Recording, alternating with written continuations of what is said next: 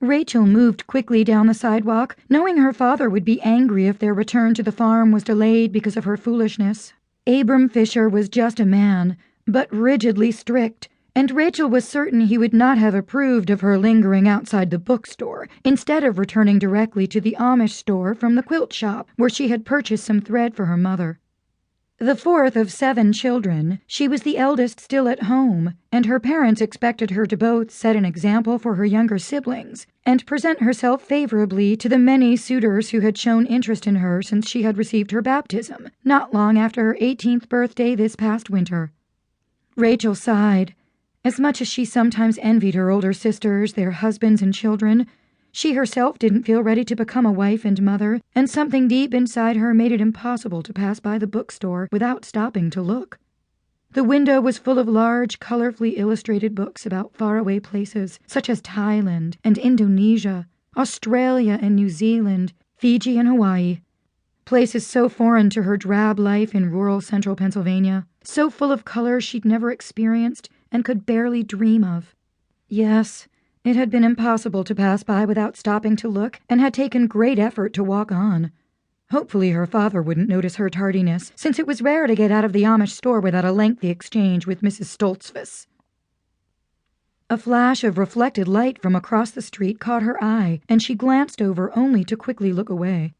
An English tourist was snapping pictures, a practice forbidden by the ultra-conservative Amish group to which she belonged. They didn't see a lot of tourists here in Big Valley, but some occasionally found their way down from State College.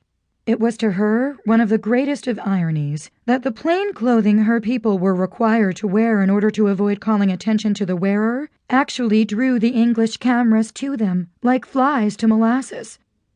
A moment later she came to the end of the block and hastened across the street, deciding to cut across the small park at the corner of the square, rather than continue on the sidewalk.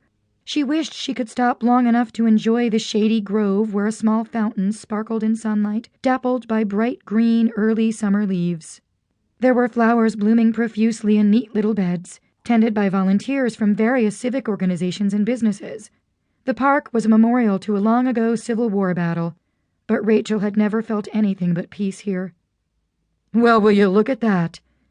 a deep male voice said, bringing Rachel to a sudden stop. Rachel felt her stomach drop to her toes as she saw the 3 large English men lounging on the benches around the fountain. The one who had spoken rose slowly, moving to his right to block Rachel's path. "Pretty as a picture," another said, and Rachel glanced over her shoulder to see he had moved into the path behind her, cutting off her retreat. "A real nice change from the girls up at school," the third said. "I wonder if she's as pretty under that butt-ugly dress." The first man grinned malevolently. "I guess we'll just have to unwrap her and find out." They closed in, and Rachel felt a moment of panic. "Dear God, help me, please." "Leave her alone!"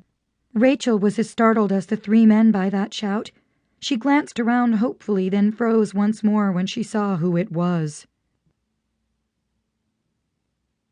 To keep listening to this audiobook, I've left you a link in the description so you can do it, at no cost thanks to Audible's 30-day free trial.